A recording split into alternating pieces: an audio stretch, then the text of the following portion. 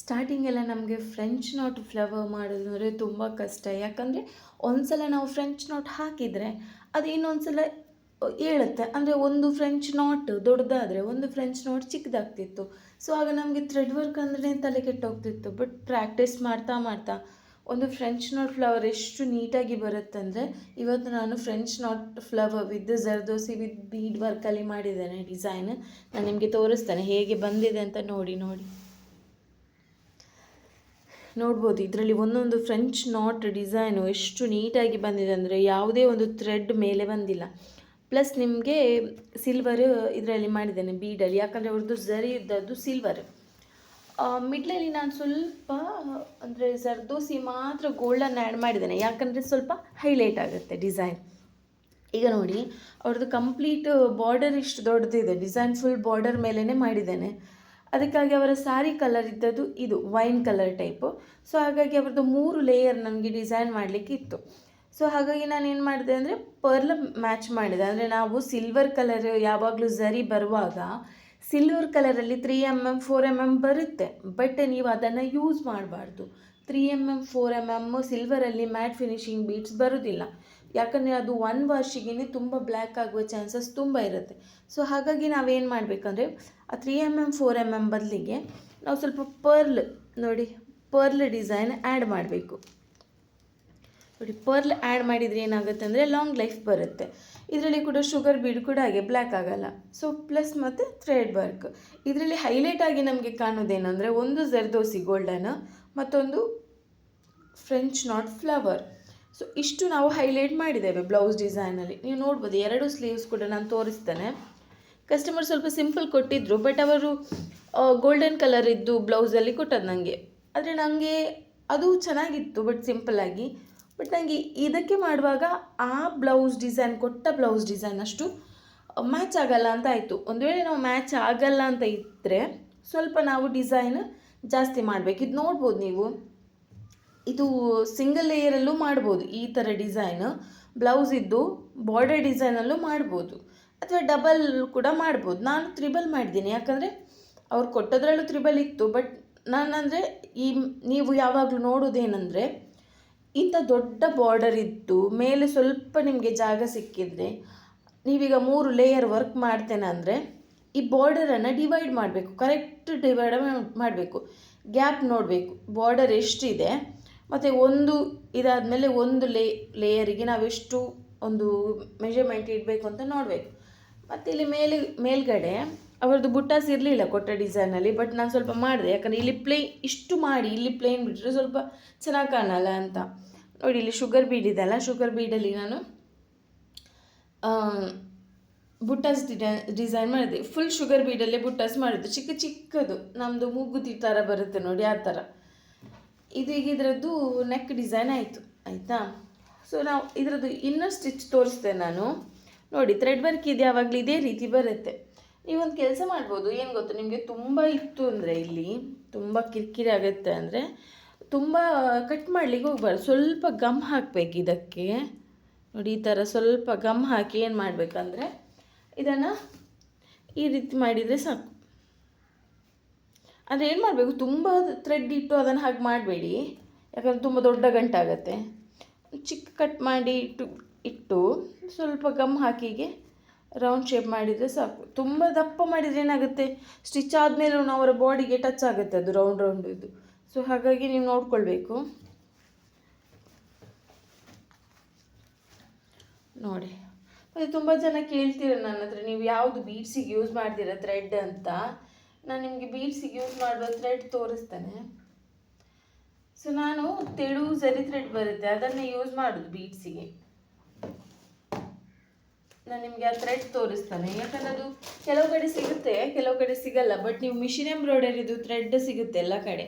ನೀವು machine embroidery ಝರಿ thread ಇರುತ್ತಲ್ಲ, ಅದನ್ನು ತಗೊಂಡ್ರೆ ಸಾಕು. ನೋಡಿ, ಇದು ನಾನು ಈ ಥ್ರೆಡ್ ನೋಡಿ ನಿಮ್ಗೆ ಕಾಣ್ಬೋದು, ಇದು ನಾರ್ಮಲ್ ಝರಿ ಥ್ರೆಡ್ ಬರುತ್ತೆ.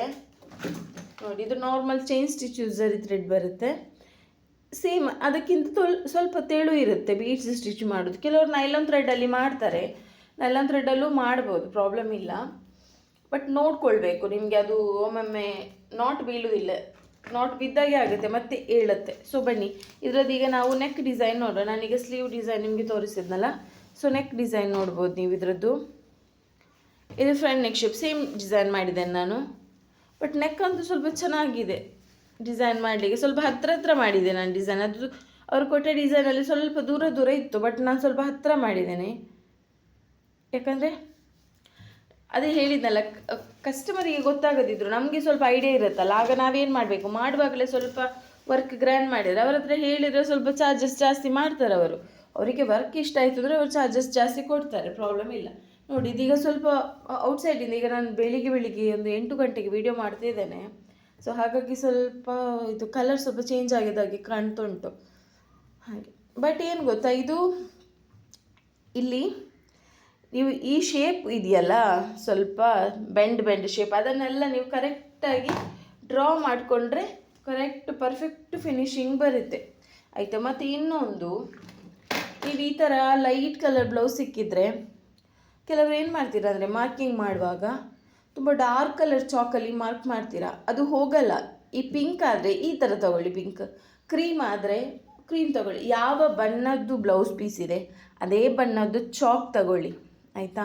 ತುಂಬ ಇದು ಮಾಡಲಿಕ್ಕೆ ಹೋಗಬೇಡಿ, ಅಂದರೆ ಡಾರ್ಕ್ ಹಾಕೋದು, ಬೇರೆ ಕಲರ್ ಹಾಕಿದರೆ ಏನಾಗುತ್ತೆ ಅಂದರೆ ಇಂಥ ಇದರಲ್ಲಿ ನೋಡಿ, ಇದರಲ್ಲಿ ಕೂಡ ಕಾಣ್ತಿದೆ ಬಟ್ ಅಷ್ಟು ಹೈಲೈಟ್ ಆಗ್ತಿಲ್ಲ. ಇಲ್ಲಿ ಕೂಡ ಕಾಣ್ತಿದೆ ನೋಡಿ, ಚಿಕ್ಕದು ಇದೆ.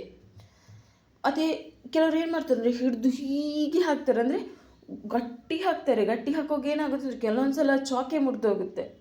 ಅಷ್ಟು ಬೇಡ. ಯಾಕೆ, ನಿಮಗೆ ಕಂಡ್ರೆ ಸಾಕಲ್ವ, ನಿಮಗೆಂದು ವರ್ಕ್ ಮಾಡುವಾಗ ನೋಡಿದರೆ ಸಾಕು, ಅದಕ್ಕಿಂತ ಜಾಸ್ತಿ ಯಾಕೆ ಬೇಕು. ಅಂದರೆ ಅದು ಸ್ಟಿಚ್ಚಿಂಗ್ ಆದಮೇಲೆ ಕೂಡ ಇಲ್ಲೆಲ್ಲ ಮಾರ್ಕ್ ಕಾಣುತ್ತೆ. ಸೊ ಹಾಗಾಗಿ ನಾನು ಸ್ಟಾರ್ಟಿಂಗ್ ಈ ಮಿಸ್ಟೇಕ್ ಮಾಡ್ತಿದ್ದೆ, ಬಟ್ ಈಗ ತುಂಬ ವರ್ಷ ಆಯ್ತು ಹಾಗೆ ಮಾಡೋದೆ. ಅಂದರೆ ನಂಗೆ ಗೊತ್ತಾಗುತ್ತಲ್ಲ, ಸೊ ಅದು ಸ್ಟಿಚಿಂಗ್ ಆದಮೇಲೆ ಹೋಗೋದಿದ್ರೆ ನಮ್ಮ ವರ್ಕಿಗೆ ಗಲೀಜು ಕಾಣುತ್ತೆ. ಸೊ ಅದಕ್ಕೋಸ್ಕರ ಅದೆಲ್ಲ ಒಂದು ಚಿಕ್ಕ ಟಿಪ್ಸ್ ಬಿಗಿನರ್ಸಿಗೋಸ್ಕರ. ಸೊ ನೋಡಿ, ಒಂದು ಚಾಕಿದ್ದು ಹಾಕಬೇಡಿ ಹಾಗೆ. ಮತ್ತು ಅದು ಥ್ರೆಡ್, ಮತ್ತು ನಾನು ಶುಗರ್ ಬೀಡ್ಸ್ ಯೂಸ್ ಮಾಡಿರೋದು. ಶುಗರ್ ಬೀಡ್ಸ್ ಕೂಡ ನಿಮಗೆ ನೋಡಿ, ಬೀಡ್ಸ್ ಸ್ಟಿಚಿಗೆ ನಾನು ಈ ನೀಡಲ್ ಯೂಸ್ ಮಾಡ್ತೇನೆ ಆಯಿತಾ. ಮತ್ತು ಬೀಡ್ಸ್, ಈ ಬೀಡ್ಸ್ ಶುಗರ್ ಬೀಡ್ಸ್ ಸಿಲ್ವರ್. ಈಗ ಇದು ಸಿಲ್ವರ್ ಬಾರ್ಡರ್, ನಾನು ಕಂಪ್ಲೀಟ್ ಗೋಲ್ಡನಲ್ಲಿ ಮಾಡಲಿಕ್ಕಾಗಲ್ಲ, ಮತ್ತು ಕಂಪ್ಲೀಟ್ ಸಿಲ್ವರಲ್ಲಿ ಮಾಡಿದರೂ ಹೈಲೈಟ್ ಆಗಲಿ. ಇಲ್ಲಿ ಹೈಲೈಟ್ ಆಗ್ಬೋದು, ಯಾಕಂದರೆ ಇದು ಪ್ಲೇನ್ ಪೀಸ್, ಅದು ಬಾರ್ಡರ್ ಮೇಲೆ ನಾವೆಷ್ಟು ಬೀಡ್ಸ್ ಹಾಕಿದ್ರು ಅಷ್ಟು ಹೈಲೈಟ್ ಆಗಲ್ಲ. ಅದೇ ನಾವು ಸ್ವಲ್ಪ ಕಲರ್ ಚೇಂಜ್ ಮಾಡಿದರೆ, ಕಸ್ಟಮರ್ ಹತ್ರ ಪರ್ಮಿಷನ್ ಕೇಳಿ. ಕೆಲವರಿಗೆ ಅಂದರೆ ಅದೇ ಕಲರ್ ಬೇಕಾಗಿರುತ್ತೆ. ಬಟ್ ನಾನು ಈ ಕಸ್ಟಮರಿಗೆ ಪರವಾಗಿಲ್ಲ, ನೀವು ಹೇಗೆ ಚೆಂದ ಕಾಣಿದ್ದು ಹಾಗೆ ಮಾಡಿ ಅಂತ ಹೇಳಿದರು ನನ್ನ ಕಸ್ಟಮರ್. ಸೊ ಹಾಗಾಗಿ ನಾನು ಸ್ವಲ್ಪ ಜರ್ದೋಸಿ ಮಾತ್ರ ಗೋಲ್ಡನ್ ಹಾಕಿದ್ದೇನೆ, ಬಾಕಿ ಫುಲ್ಲು ನಾನು ಸಿಲ್ವರ್ ಕಲರೇ ಹಾಕಿರೋದು ಆಯಿತಾ. ಸೊ ನಾನು ನಿಮಗೆ ಥ್ರೆಡ್ ತೋರಿಸಿದ್ದೇನೆ, ಎಲ್ಲ ತೋರಿಸಿದ್ನಲ್ಲ. ಮತ್ತು ಕೆಲವರು ಕೇಳ್ತೀರಾ, ಈಗ ಮಾರ್ಕಿಂಗ್ ಮಾಡಿರೋದು ಅಂದರೆ ಟ್ರೇಸಿಂಗ್ ಮಾಡಿರೋದು ವೈಟ್ ಪೆನ್ಸಿಲಲ್ಲಿ ಹೋಗಲ್ಲ ಅಂದರೆ ನಾವು ಯಾವುದರಲ್ಲಿ ಒರೆಸ್ಬೇಕು ಅಂತ. ಯಾವುದರಲ್ಲಿ ಒರೆಸ್ಬೇಡಿ, ಜಸ್ಟ್ ಇಂಥ ರಬ್ಬರ್ ತಗೊಂಡು ಒರೆಸಿ. ಅಂದರೆ ರಿಂಗಲ್ಲಿರೋ ಒರೆಸ್ಬೇಡಿ, ಹೀಗೆ ಒಂದು ಟೇಬಲ್ ಮೇಲಿಟ್ಟ, ನೆಲದ ಮೇಲಿಟ್ಟ ಹೀಗೆ ಒರೆಸಿದ್ರೆ ಹೋಗುತ್ತೆ. ಯಾವ ಲಿಕ್ವಿಡ್ ಯಾವುದು ಬೇಡ, ಜಸ್ಟ್ ನಿಮ್ಮ ಪೆನ್ ರಬ್ಬರ್ ಇರುತ್ತೆ ನೋಡಿ, ಅದರಲ್ಲಿ ಒರೆಸಿದರೆ ಸಾಕು. ಓಕೆ, ಇದು ಇವತ್ತಿದು ಇನ್ಫಾರ್ಮೇಷನ್ ಕೊಟ್ಟಿದ್ದೇನೆ ನಾನು, ಸ್ವಲ್ಪ ನನ್ನಿಂದಾದಷ್ಟು. ಮತ್ತು ನನ್ನ ವರ್ಕ್ ತೋರಿಸಿದ್ದೇನೆ. ಇದಕ್ಕೆ ನಾನು ತಗೊಂಡ ವರ್ಕ್ ಟೈಮ್ ಒಂದು ಮುಂಚಿನ ದಿನ ಮಧ್ಯಾಹ್ನ ಕೂತ್ಕೊಂಡಿದ್ದೇನೆ, ನೆಕ್ಸ್ಟ್ ಡೇ ನೈಟ್ ಆಗಿದೆ 12 o'clockಗೆ. 1.5 ದಿನ ಅಂತ ತೊಗೊಳ್ಬೋದು. ಇದಕ್ಕೆ ತಗೊಂಡ ಪ್ರೈಸ್ ಎಷ್ಟು ಅಂದರೆ, ನಾನು 2.5 ಹೇಳಿದ್ದೆ ಕಸ್ಟಮರ್ ಹತ್ರ, ಬಟ್ ಫೋಟೋ ಕಳಿಸಿದೆ. ಸ್ವಲ್ಪ ಗ್ರ್ಯಾಂಡಾಗಿ ವರ್ಕ್ ಮಾಡಿದ್ದೇನೆ, ಸ್ವಲ್ಪ ಜಾಸ್ತಿ ವರ್ಕ್ ಮಾಡಿದ್ದೇನೆ ಅನ್ನೋದಕ್ಕೆ ಕಸ್ಟಮರ್ ಎದುರಿಂದ ಹೇಳಿದರು, ಇಲ್ಲ ಮ್ಯಾಮ್ ಸ್ವಲ್ಪ ಜಾಸ್ತಿ ಚಾರ್ಜ್ ಮಾಡ್ತೇವೆ ಅಂತ. ಸೊ ನಾನು 500 ಎಕ್ಸ್ಟ್ರಾ ಚಾರ್ಜ್ ಮಾಡಿದ್ದೇನೆ. ಇದಕ್ಕೆ 3000 ಚಾರ್ಜ್ ಮಾಡಿದ್ದೇನೆ ನಾನು. ಈ ನೆಕ್ ಮತ್ತು ಇಂಥ 3 ಲೇಯರಿದ್ದು ವರ್ಕ್ ಬುಟ್ಟಾಸ್ ಹಾಗೆ. ಅಂದರೆ ನಮ್ಮ ವರ್ಕ್ ಚೆನ್ನಾಗಿತ್ತು ಅಂದರೆ ಕಸ್ಟಮರಿಗೆ ಖುಷಿ ಆಯಿತು ಅಂದರೆ ಅವರು ಎಕ್ಸ್ಟ್ರಾ ಅಮೌಂಟ್ ಕೊಡ್ತಾರೆ ಅಂತ ಹೇಳಿದ್ನಲ್ಲ ನಾನು ಲಾಸ್ಟ್ ಎಲ್ಲ ವೀಡಿಯೋದಲ್ಲಿ. ಸೊ ಅದಕ್ಕೆ ಇದೇ ರೀಸನ್, ನಾವು ಮಾಡುವ ವರ್ಕ್ ನೀಟಾಗಿ ಪರ್ಫೆಕ್ಟಾಗಿ ಮಾಡಿದರೆ ಕಸ್ಟಮರ್ 500 ರೂಪಾಯಿ ಇದು ಮುಖ ನೋಡಲ್ಲ, ಅವರಿಗೆ ಬ್ಲೌಸ್ ಚೆನ್ನಾಗಿ ಬಂದರೆ ಸಾಕು. ಸೊ ನನ್ನ ಈ ವಿಡಿಯೋ ಇಷ್ಟ ಆಯಿತು ಅಂತ ತಿಳ್ಕೊಳ್ತೇನೆ. ಆದಷ್ಟು ಲೈಕ್ ಮಾಡಿ, ಶೇರ್ ಮಾಡಿ, ಸಬ್ಸ್ಕ್ರೈಬ್ ಮಾಡಿ. ಯಾರಿಗಾದರೂ aari work online class live class ಬೇಕು ಅಂದರೆ ಕಾಂಟ್ಯಾಕ್ಟ್ ಮಾಡಿ. Thank you.